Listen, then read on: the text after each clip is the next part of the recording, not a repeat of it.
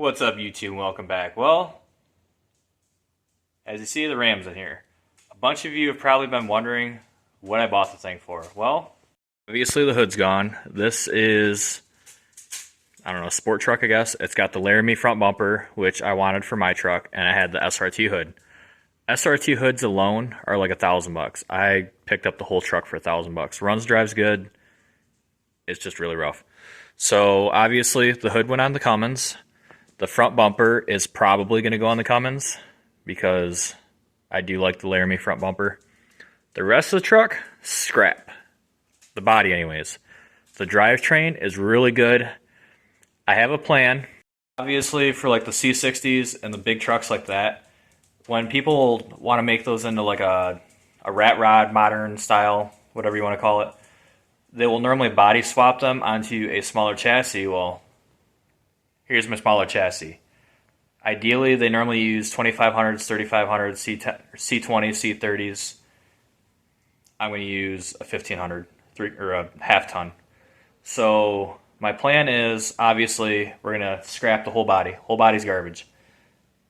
This is a four-wheel drive truck. I just took some quick measurements from the top of the frame rail on this to the top of the frame rail on the C60. As this sits, the top of this frame rail is 13 inches lower, which would get our step a lot closer to the ground. So what I'm going to start doing now is stripping down absolutely everything I can without, obviously the bed can come off, the doors, all that's going to get scrapped. The fenders, I'm hoping that, I know on trucks they like to connect a lot of stuff to the fenders. The fenders are pretty much core support, blah, blah, blah.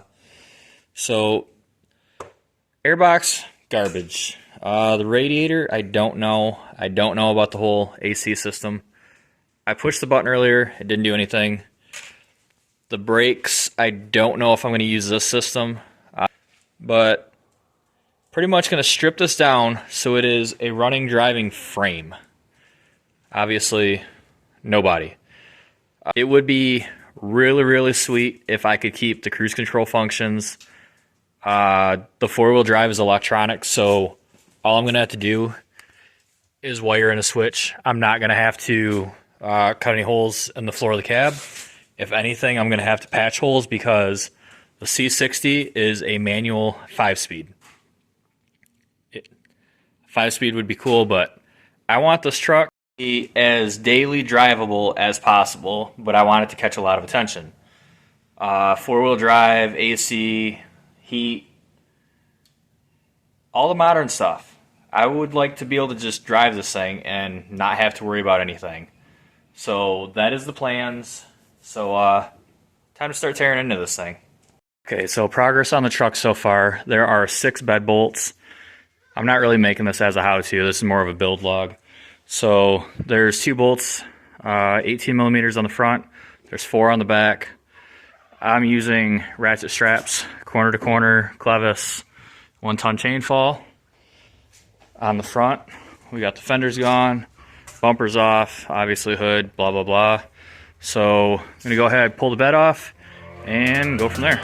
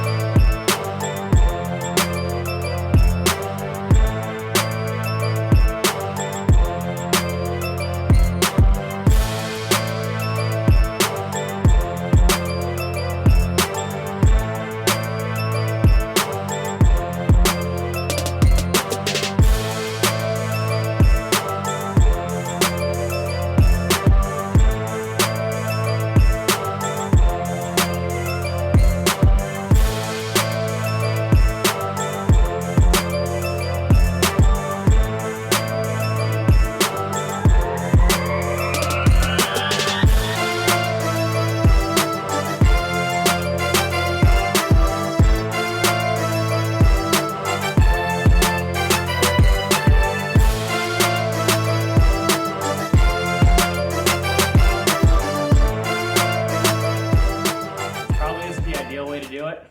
Definitely not the OSHA way to do it, but I don't have a skid steer.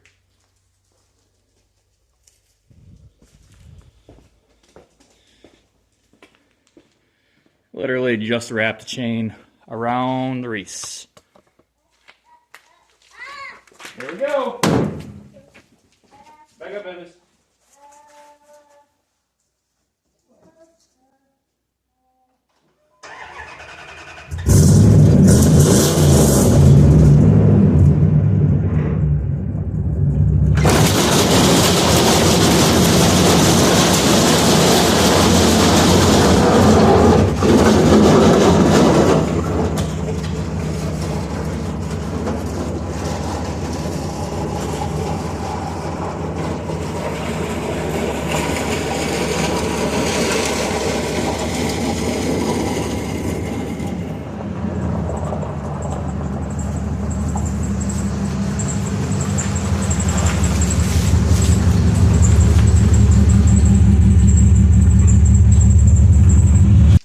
What is our next sketchy thing? So my plan of attack now that the bed is off, I'm going to unbolt, wow that sun's bright, I'm going to unbolt all the doors.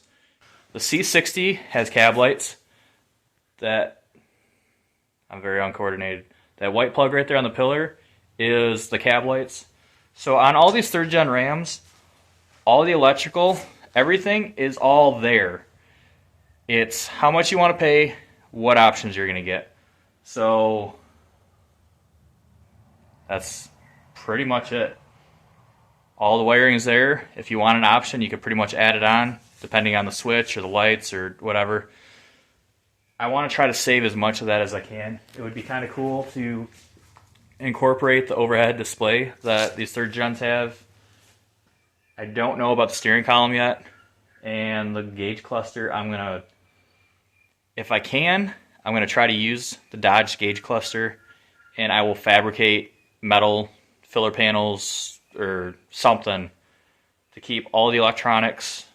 4-wheel drive is electronic on this truck. Yeah, so start taking doors off and see where it goes.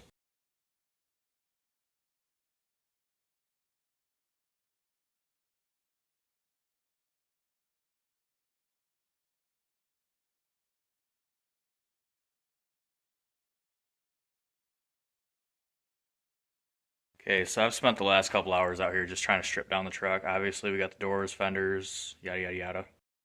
On the driver's side, pretty much got the core support all cleaned off. Batteries dropped, wiring harnesses dropped. I got the inside harness pulled through. I started pulling down the harness up on the cowl. I still have to do the passenger side. Radiator's got to come off, AC condenser's got to come off. My 6 body mounts, I want to say, or 8 maybe, because I know there's 2 on the front and I think there's 6 under the cab. But anybody needs some used dash pieces, column out. Obviously the whole dash. Over there is the dash frame, I guess, along with the harness. I got everything labeled, made sure I did that. So with the electronics on vehicles of this age, if something's not plugged in that it wants to see, it's probably not going to run. So we got the body harness still on the body. Obviously, I pulled the important harness through. The dash harness I'm going to have to separate from the frame. There is a whole bunch for the HVAC. I'm not even going to try to do anything with that. The only thing right now is trying to figure out how to get the transmission cable off the steering column. I don't know how this clip works.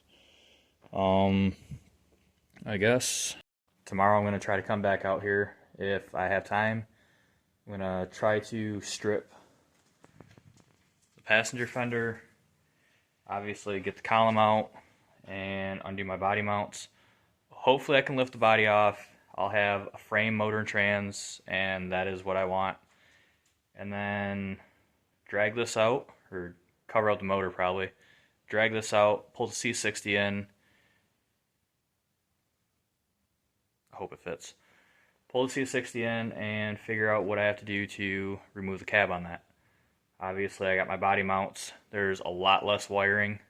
I'm hoping I have the ceiling height.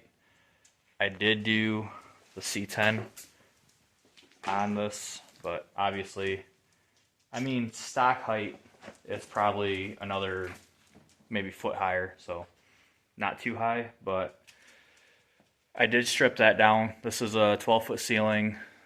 Probably lose about a foot with the way the chain fall is. I know the C60 cab lights barely clear the header beam, so that would be, I don't know, I should probably measure that, see how much lift I'm actually going to have on the ceiling, so that way I know if I do lift the cab and the front clip is one piece, that I will clear the motor enough that I can pull the frame out. That is the plan. If not, what I would probably have to do is disassemble the front grille and core support. That way, oh, that's not going to work. Yeah, the only way is going to be if I can lift the cab high enough. If not, I'm going to have to trailer Matt's skid steer over here and be able to use that as a lift, I guess. If I have to, I will do it outside. I don't want to. It's getting to be that time of year where it's going to be crappy. Tomorrow is tonight is daylight savings, I guess. So I'm probably not going to get a whole lot of sleep. So let's get back at it tomorrow. This is how much progress I've made since yesterday. Body will be off in no time. So I don't know what I'm up to for footage right now, but we're going to call this the end of this video. We have a blank canvas. So now the plan is move this up out of the way, and we are going to bring the C60 in, figure out what's got to be disconnected, and try to find a way to lift it without messing up anything. So stay tuned, like, comment, share, subscribe. Really helps the algorithm, and see you on the next one.